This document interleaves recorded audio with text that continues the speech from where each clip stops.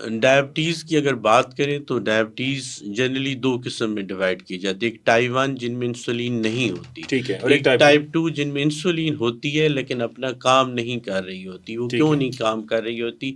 वो इसीलिए कि मोटापे की वजह से ये इंक्रेटिन इफ़ेक्ट ख़त्म हो जाता है। ये वाले मोटापे की वजह से ये वाले हार्मोन्स के लेवल्स जो होते हैं ना वो ड्रॉप हो जाते हैं। राइट। जब ये ड्रॉप होते हैं तो वो इंसुलिन इंजेक्ट की जाती है। जी, नहीं इंसुलिन असर नहीं कर रही होती, इंसुलिन बॉडी में होती है, उनको अच्छा। इंजेक्ट करने की ज़रूरत नहीं होती। टाइप ठीक है। 2 जो 90% लोग हैं, जो मोटापे वाली शुगर जिसको कहा जाता है, उसमें इंसुलिन बहुत होती है।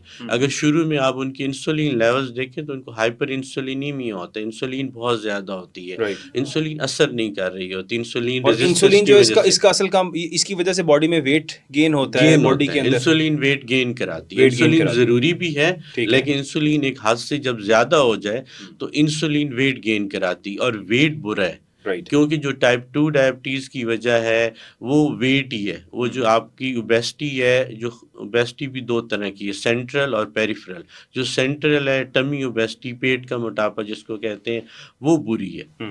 वही वजह है इस वक़्त बहुत सारी बीमारियों की।